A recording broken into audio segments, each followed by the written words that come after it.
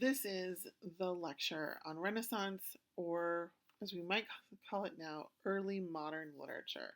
This will go up to the Restoration. So, what time is this?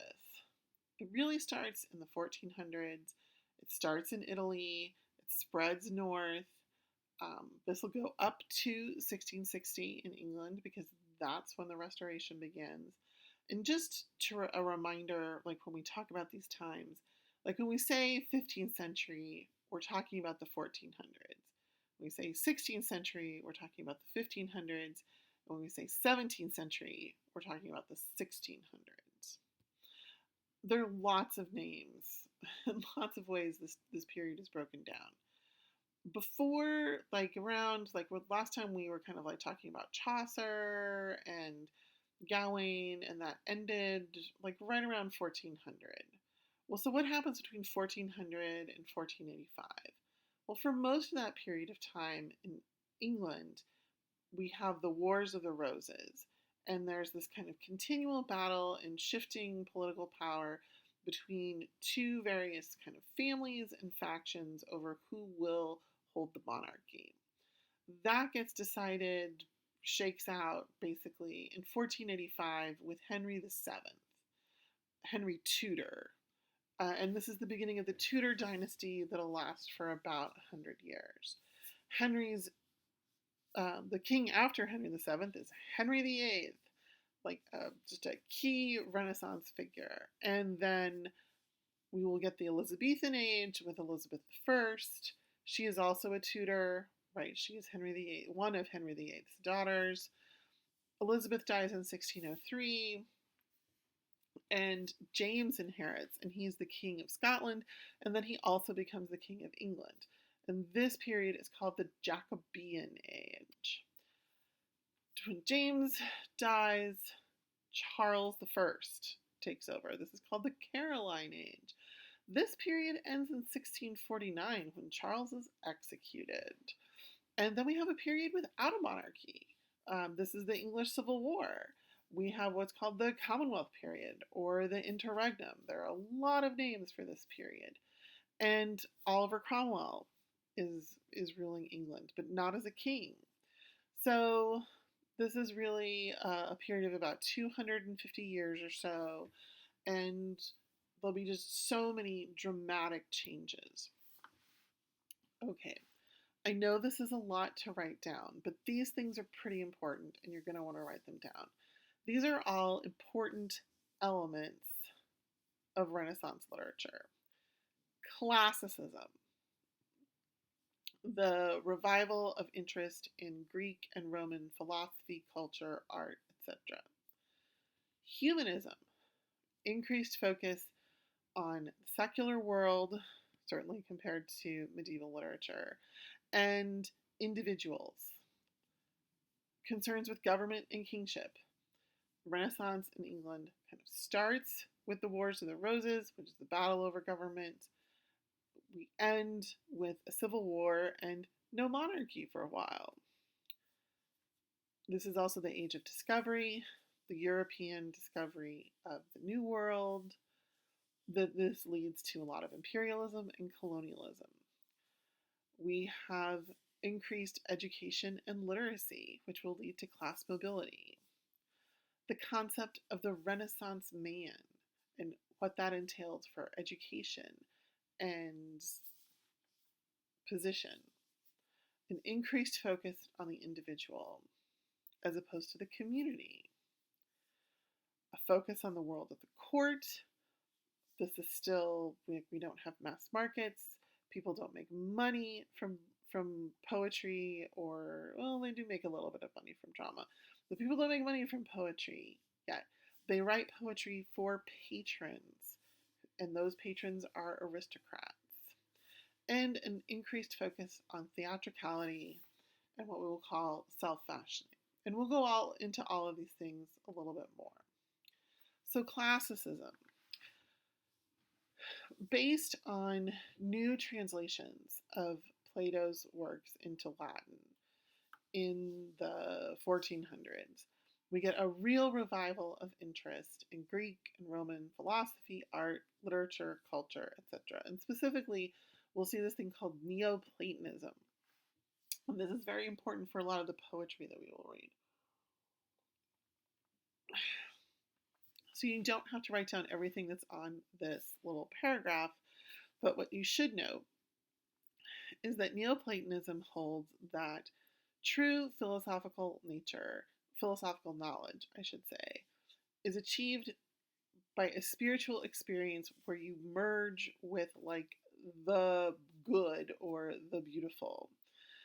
The material world can be a path to the spiritual world, as opposed to being in opposition to it. Like, if certainly you might have noticed in the play Everyman, right? His goods, his worldly concerns are things that keep him from God. This is not going to be that interpretation. The material world can lead to the spiritual world, specifically through an appreciation for beauty and earthly love. And we'll see how that works in a minute. This is a painting by Raphael, the Renaissance Italian painter. This is his painting called The School of Athens, and it shows all these famous Greek philosophers. And this just shows that increased focus in the Renaissance on classical subjects, classical knowledge, those kinds of things. This is another painting, and this is where we will start to see some of that Neoplatonism. This is Titian's Sacred and Profane Love. You might think, well, okay, this is an allegorical representation of love, right? These ladies are not like real ladies. They're metaphorical symbols. And clearly, like, the naked one is the profane and the other one is sacred. Actually, quite the reverse. The clothed lady is wearing fairly expensive clothes. She's wearing jewelry. She's wearing makeup. She's wearing falconing gloves. So she has a falcon. She's hunting in some way. These are all pretty worldly concerns, secular concerns. This is profane love. The naked lady is sacred love. Her nudity is a sign of her purity and her beauty, and it is her beauty that would draw one to the capital good, or capital B, beautiful. And you see this little Cupid guy in between them who's kind of, he's got his hands in some water, and he's mixing things up. He's showing that you have to have both of these things. You need to mix both the sacred and the profane. It's not sacred versus the profane. It is sacred and the profane, and you have to have both to have love. But there is this kind of journey. Sacred love is higher in the composition. She's kind of looking down a little bit on profane love. That we move from profane love to an appreciation of the beautiful, and then to, sacred concerns. The way we'll see this play out in poetry, two very foundational Italian Renaissance poets, Dante and Petrarch, both have kind of beautiful girlfriends, Beatrice and Laura, who lead the poet on a journey, and through appreciating her beauty, the poet will become more spiritually refined or learn more about virtue or things like that. And that is also a kind of like Neoplatonism. Other really important historical things that happen during this time. The Protestant Reformation, 1517, Martin Luther tacks his theses to the door. It cannot be overstated how important this is for literature. Protestant Reformation will also focus more on the role of the individual and the individual's relationship with God. The Copernican Revolution, right? Advances in science.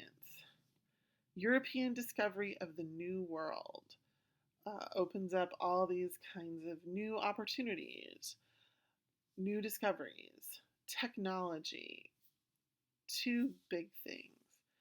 Gutenberg's printing press, which will create mass-produced books for the first time, very important, and the invention of gunpowder.